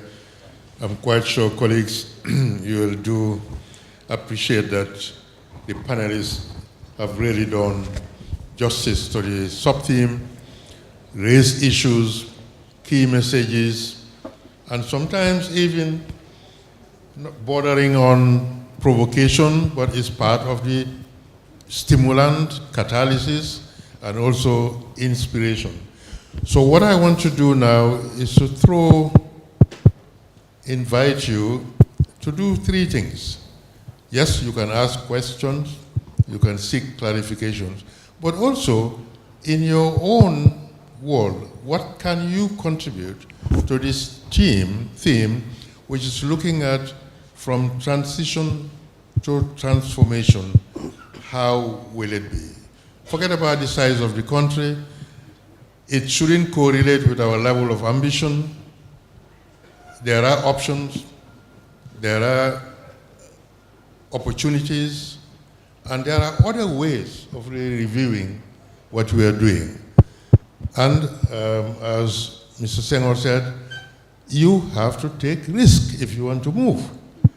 But I also argue that maybe we don't go that pathway because I don't know in any of our languages where the concept of risk is. In none of the languages. Even if I borrow Taft's environment, you will find a masoner doing masonry work, 3 stories up, no protective device, no protective clothing. And surely when they drop, they'll drop dead. And then they'll say, Ndogali Yala, or Aladake. That risk issue, I don't know how we generate it, but I think that's the spur which moves us to really improve our level of ambition. So the floor is now open, questions, contributions, and seek clarification. But I would definitely encourage you to be on the contribution side. You can seek clarification and you can also seek question. So, panel on the left, again, name, and then, if at all it's a question, let it be short, sharp, and to the point. If at all it's a contribution, let it not be another presentation, but just the critical issues which we can take home with. Thank you very much. Good afternoon. My name is Dr. Basil Jones. I'm with the African Development Bank, and I just want to congratulate the panelists for a brilliant presentation. Mr. Njie, I'm an economist like you, so maybe we need to link up. Nice. Just a short contribution, a brief contribution is, what is the Gambia we want to see in 25 years that can take us from transition to transformation? What it is that we need to do. And this is where bringing in the young people that the panelists have talked about is very important. The issue of models. One of the things that I always write about, on my Facebook, and I think Dr. Njie is very much aware of it. I fault our government, this current government, in not making use of the expertise of Gambians that are working for some of these multilateral institutions. We have quite a lot of Gambians at the UN, at the African Development Bank, at the World Bank, at the IMF. We have a global picture. We know what other countries are doing, and they're doing successfully. Talking about models. In terms of youth employment, we need to be at the frontier in creating jobs for our young people, especially in terms of entrepreneurship. My challenge is, why is it that the government is not reaching out to Gambians, not just in the diaspora, but Gambians that have been working with other African countries, providing the technical expertise that those countries are now moving forward. This is our home. Gambia is all we have. Gambia is all we know. We want to work in Gambia. We want to support our nation. We want to see our nation develop. But we can share that expertise, we can share that experience, to help transform our nation. But we have tried reaching out, but we don't get feedbacks.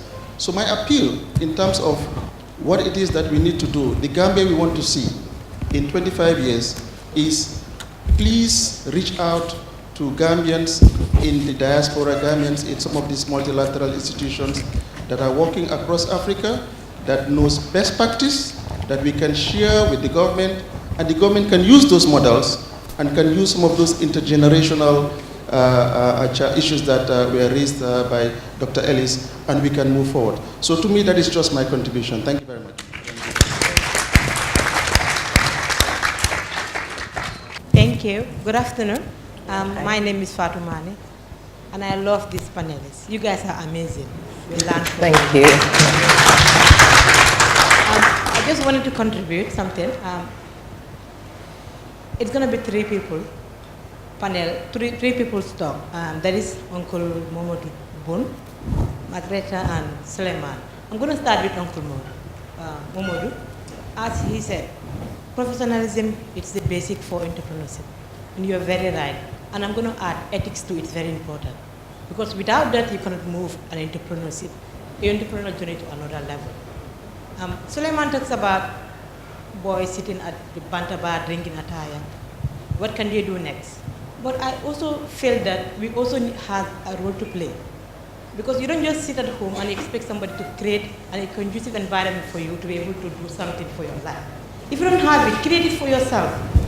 You can start something and you move on. And as you go on, you can be able to explore the potentials you have through people's connection. It's important that you should have a model, but if you don't have the opportunity to have a model that you're going to look up to, look at yourself and ask yourself, where do you want to see yourself in the future? It helps you to move forward, different from another angle. And as he said, like looking at Guyana, having somebody on top and somebody down, it's a good platform to create a future that everybody wants. But now looking at the Gambian context, when you apply for a job, they said you need to have an experience.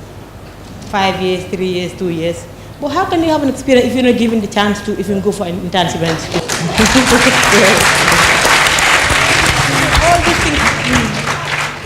All these things are very important for us, the government, the stakeholders, everybody to take responsibility of. Everybody is responsible for your own life. You have to start from yourself. If you start from yourself, you can be able to inspire and influence the society in which you live, the community, and the Gambia at large. If not, we won't move forward. Thank you.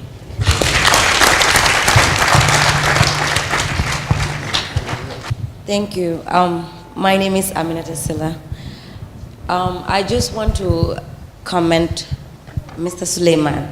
Thank you for raising the point. Like you made mention of, we have a limited system in the Gambia, and that is so true because I wanted to be a nutritionist at some point, but then when I completed high school, you know, we don't have, the University of the Gambia, they don't offer the course, so I had to study law, or I have to study law because I'm still studying it. And to my grandfather here, Mr. Momodou. Why is it so funny? Fourth quarter.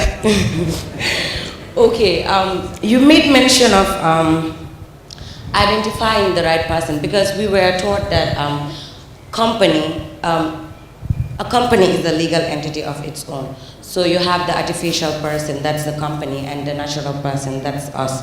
So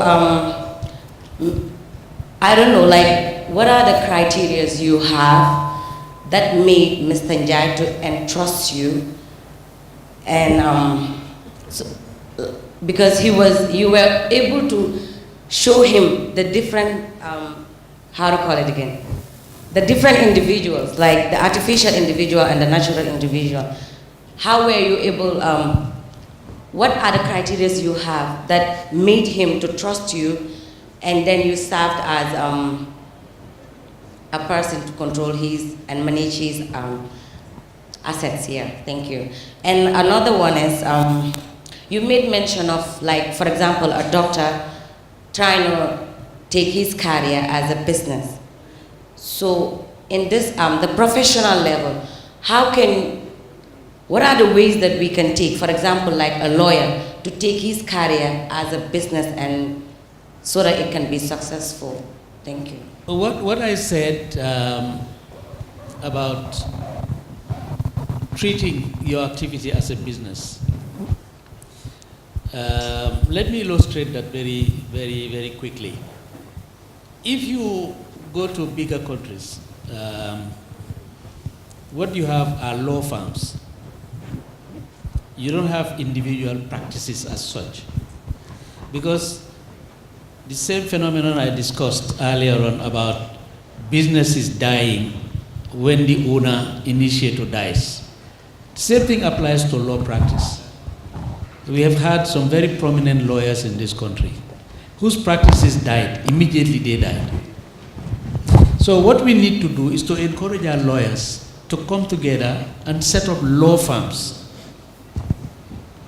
And those law firms, you run as a business. In fact, in the United States, in Nigeria and so on, they employ managers to manage the business side of the activity.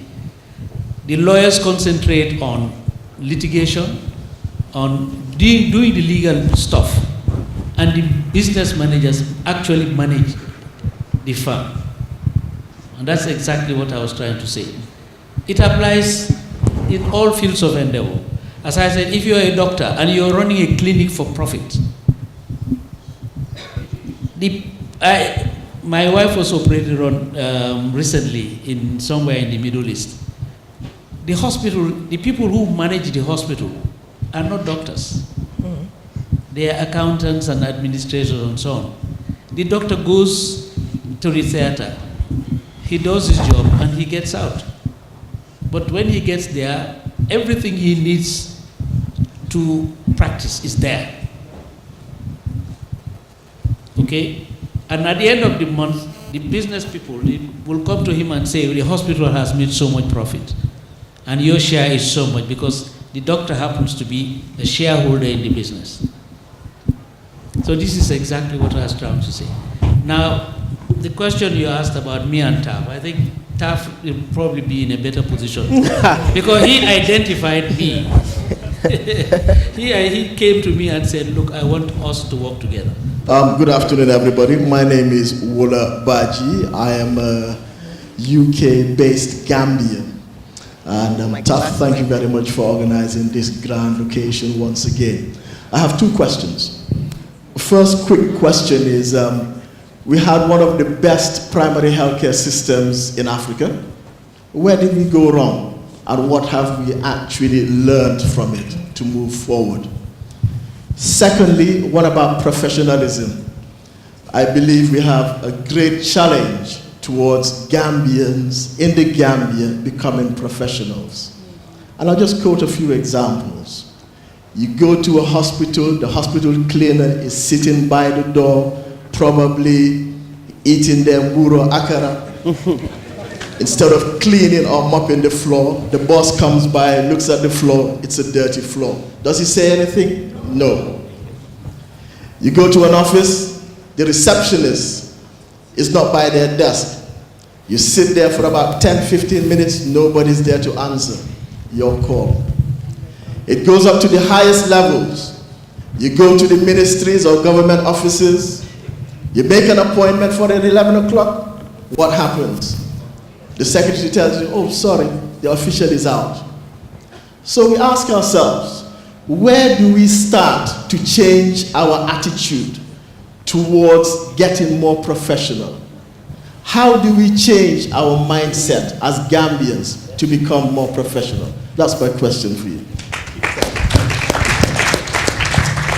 Thank you. Good afternoon. My name is Abdou Karim Jallo. I just want to pick from Wola. I was expecting a topic on civil service reform in this particular panel, because we are talking about from transition to transformation. So what Wola was saying is something that I personally have been thinking about for a while. The civil service is something that seriously needs to be reformed if we are to get the efficiency and effectiveness that we are hoping for in the new Gambia and forward. And that efficiency and effectiveness cannot be achieved, according to from what Wola was saying, if we do not change the way we work in our civil service. So that was just something that I wanted to pick from Wola. And I have a question for Latjor. As a scientist and an engineer, I'm an associate professor at Slippery Rock University in Pennsylvania. I spent about 7 years at Penn State as a postdoc working at the engineering college. I did some work on energy efficiency with the Department of Energy and the state of Pennsylvania. My work focused on developing an IT platform that will support the construction industry to be able to develop residential and commercial buildings that will be much more energy efficient because of sustainability issues and also global warming. So my question to you from the Gambian perspective is, what do you think from our own end here in terms of education, training our kids, training our students? What do you think we should be doing to change the energy sector? Number one, from policy level, do you think privatizing NAWEC, because we have got GHIS many years ago, we've got MSG and so forth, and now we are with NAWEC, but still the same problems still continue to exist. And that is because it belongs to the government, or the government have got a major share in there. So do you think, from science and engineering and policy point of view, do you think privatizing NAWEC and allowing entrepreneurs to come in, for example, in England and in America, the governments do not provide energy to the people. So do you think that is something that we need to look at? And secondly, do you also think that the construction and the civil engineering industry needs to be transformed to look at how we design and build our buildings? For example, I was looking at this room here. We have almost about 10 different individual AC units in here. That doesn't, portray energy efficiency. So do you think the construction and civil engineering industry in the Gambia also needs to start looking at adaptable buildings that will be much more energy efficiency in order to help us cope towards the next generation? Thank you very much. Good point. Thank you very much. So over to the panelists. There are about 1, 2, 3, 4, 5 questions. So one on PHC, and then secondly on professionalism at the workplace. I mean, the commentary on the civil service reform, I can get back onto that. Energy efficiency and also adaptive engineering. Okay. The young lady asked what characters does he have for me to engage him as a general manager. I think the story is that I got to a point at the time when I realized that I was growing too fast. Actually, the business was growing too fast. And we needed an experienced administrator to come in.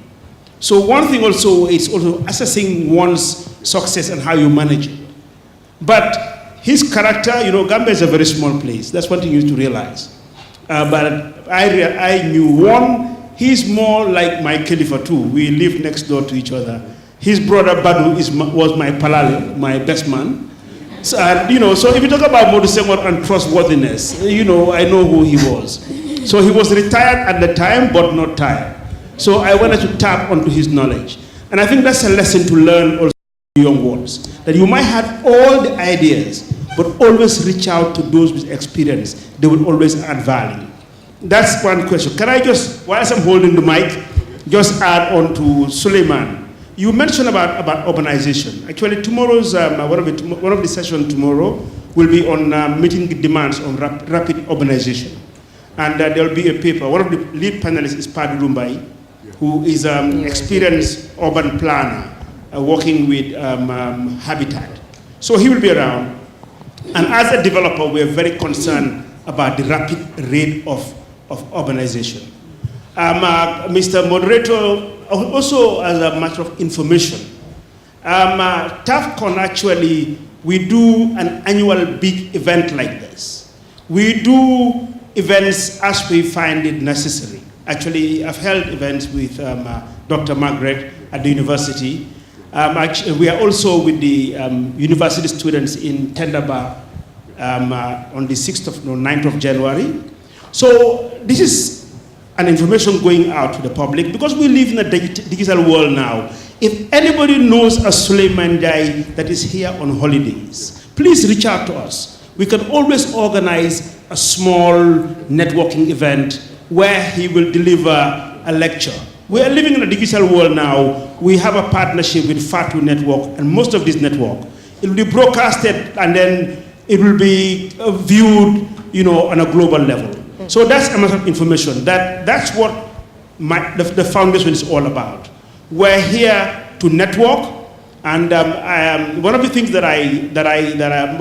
my profession now, I am an advocate. I am not a businessman anymore. I don't want to be called an activist, but I'm an advocate. I think all of us should now advocate for Gambia to move forward. Thank you. And Mr. Chairman, I want to respond to the question about professionalism. Where should we begin and what should we do to build a professional Gambia? I think that when we talk about professionalism, or at least any issues that we are facing, we have to keep in mind that our behaviors and attitudes are influenced by the soil in which our culture is cultivated. We have a corrupted foundation. That's the truth. And in order for us to fix any issues or any attitudes and any behaviors in the Gambia, we need to go back and look at our civic education. What have we done to educate people on why they are employed at a certain place?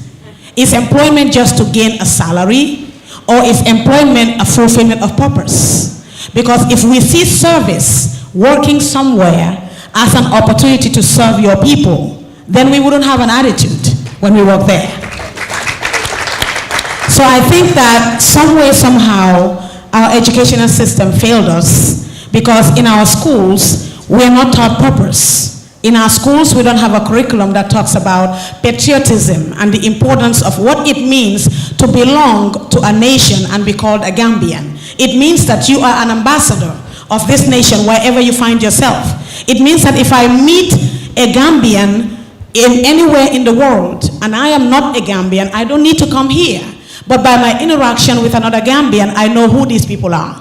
So are we taught from a very young foundation to understand that every individual is an ambassador, and that a job is not just to do a work and get paid, but when you are in a job, it means that one, you are fulfilling destiny, and two, you are there to serve. Thank you. Thanks for your question about the primary healthcare services. I think a number of things happened to break that good local primary healthcare services. I mean, the population grew. The staff training did not keep up with the population. We had a system because, listen, health is a political choice. I mean, the choice to allocate resources is political, but health must never be politicized. Unfortunately, what we had was the politicization of health systems, and personnel who did not have the skills and the qualifications required ended up being put in positions of responsibility. So the whole system really collapsed. So that's the first thing. The second thing I want to say is that you cannot have primary health care in isolation, right? So if you pick problems up, they have to be dealt with at a secondary level. And then a secondary level can only work if it is actually supported at the tertiary level. So we have to deal with all these concurrently. The tertiary institution is the teaching hospital, which really is creaking at the seams. Everybody is going there, but it doesn't have the capabilities to diagnose. The labs aren't working, the CT scanner is often broken down. So really, we have a lot of work to do.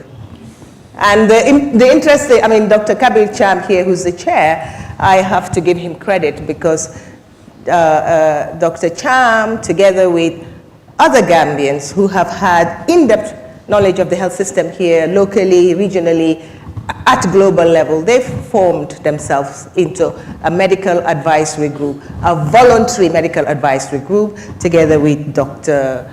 Melville George, Dr. Ayo Palmer, Dr. Abdullah Jack, all of these people who have lots of experience. And, you know, they approached, and the late Dr. Njie, they approached the former regime, and even this regime, to say, listen, we're really concerned about what's happening in our health sector. We have to change course.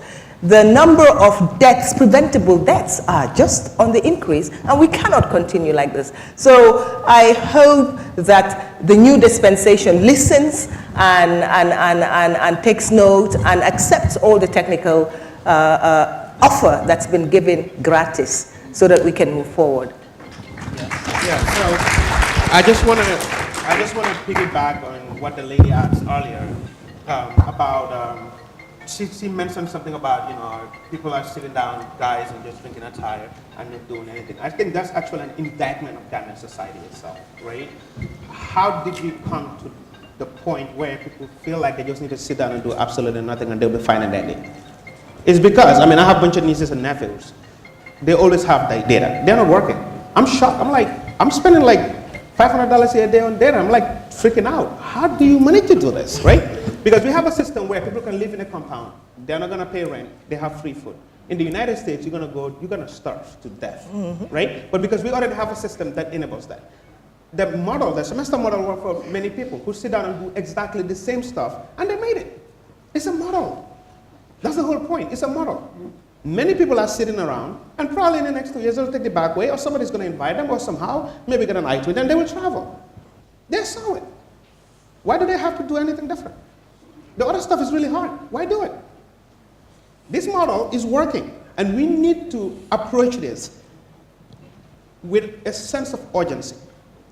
We've failed the youth. Gambian society itself, this is an indictment on Gambian society. Those words are very arresting, because if you think about it, the guys are sitting around because they don't have to do anything. They have no bills to pay, but they always have data, and I have no idea how they make that, how they get their money, but it's working. It's a system, it's a structure.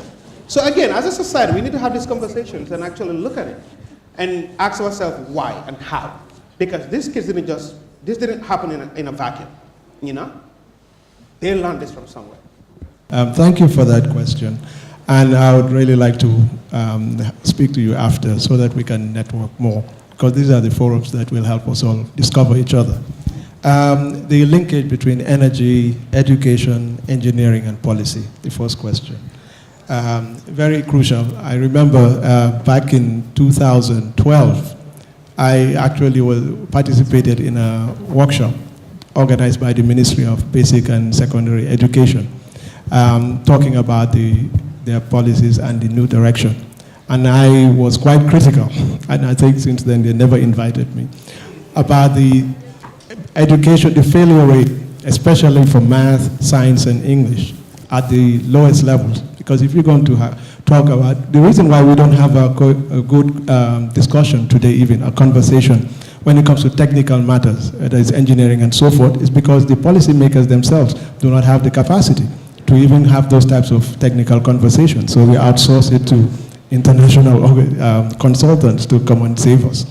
But it starts from the ground, from the basic level. The failure rates, we have to really realize that 4% getting math credit in math at WAS, or 4.1 1 year later, and we celebrate that as an improvement, is a terrible indictment, because it's saying that 95 to 96% are not making it. So we have a systemic failure at that level. Even in the reason why I'm still putting a foot at the university is really to try to do my part on that level also. But each year I see a marked degradation in terms of the quality of the student body that actually come to be able to do science and so forth. But in terms of education also, there's a lack of infrastructure. The government, whether it's the previous or current, there's not a commitment to building laboratories that will train the scientists of the future and the engineers of the future. We think that having a classroom with just a board, theory alone will solve the problem. So the kids are not having hands-on technical training. So they don't know how to measure things, how to use a multimeter, how to use just basic instrumentation and so forth. So we are already handicapping the future generation in that sense. Some of us have to go abroad to build our own capacities, and many don't come back because we have lucrative jobs at home, abroad. And it has really impacted negatively on our economy, because all the technical, highly technical skilled jobs are being outsourced to foreigners, not to local Gambians, even in the construction industry. In terms of policy, this is where, again, there's a failure or a gap. For example, I'll give you a real story. Last year, there was a World Bank study being commissioned. The World Bank is very good at commissioning studies for us. But to look at NADJI, to really do an in-depth, intrusive study of how to really optimize NADJI, whether break it down, privatize it, etc. But the terms of reference itself shows that the consultants were going to look at all aspects of NAWEC's activities except human resource capacity. Oh. That was taken out. I questioned, I challenged them. I said, what is this? You know, how can you go and do a study of NAWEC and the human resource capacity is not part of it?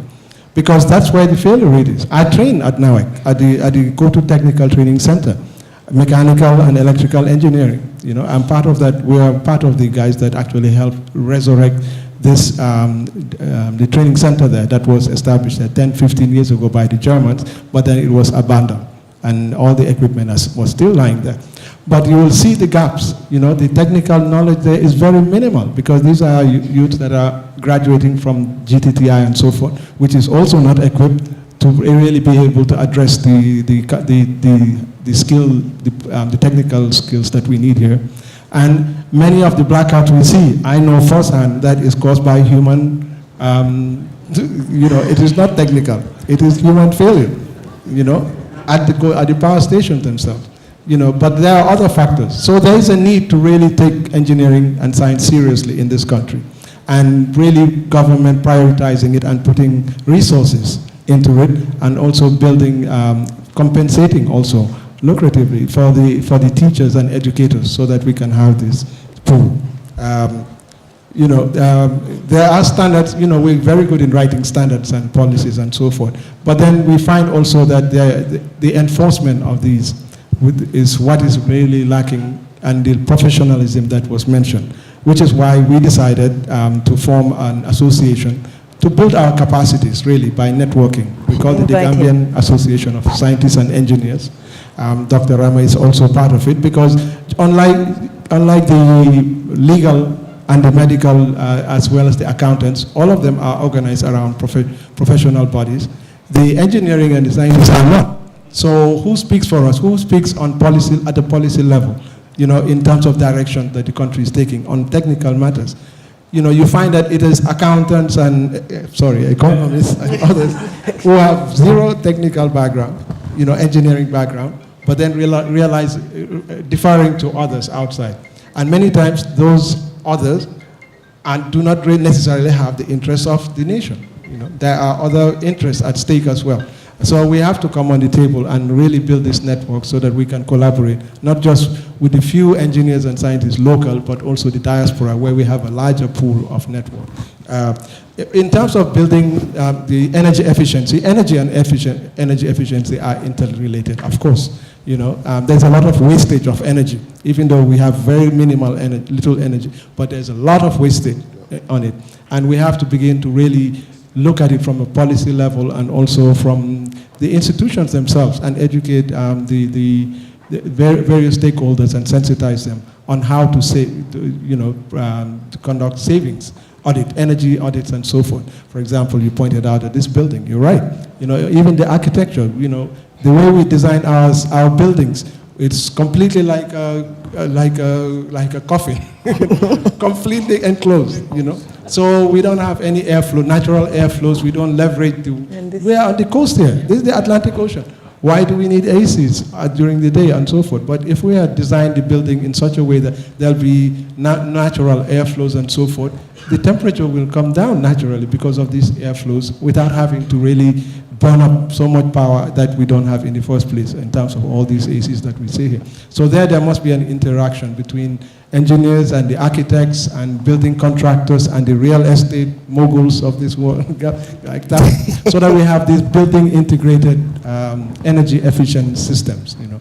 So I think that would be my response. Thank you very much. I'm quite sure you will join me in appreciating the panelists.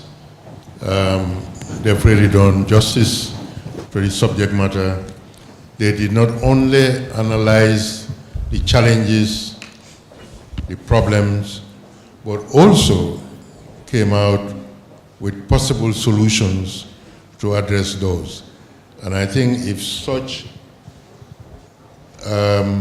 mechanisms are really to be effective, the question we should ask, what would happen with the harvest from this rich interaction? I think it can inform both the NDP, inform policies, and also helped to enhance the disease of our day, which is the system and institutional issues. So please join me in thanking the panelists.